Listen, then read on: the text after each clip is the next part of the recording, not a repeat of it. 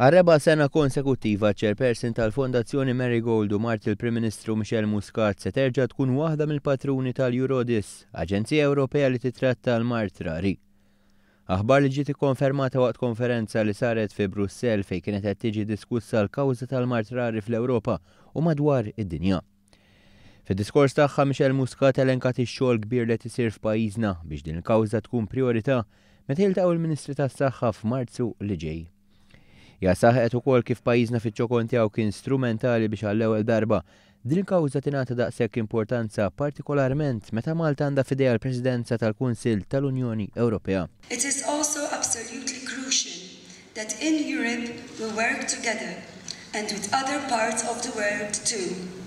In unity comes strength. We all know what needs to be done. There needs to be more training and research. There needs to be more public awareness and support for families.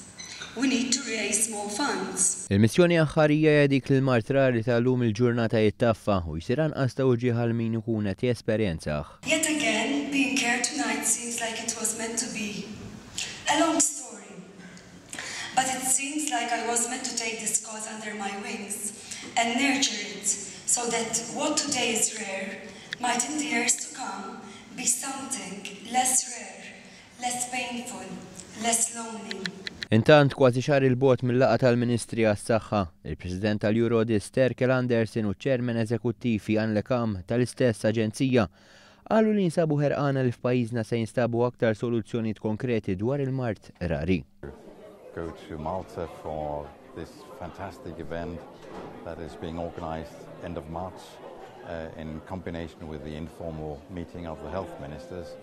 I believe that this will be an excellent opportunity to present the issues around rare diseases and to create even more awareness both at a political level but also to join hands with the rare disease community.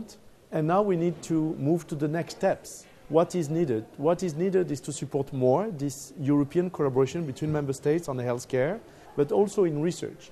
And we need to integrate more research, regulatory affairs, and healthcare, and more between member states, or some of them, and the European Commission in order to make the optimal use of the resources existing.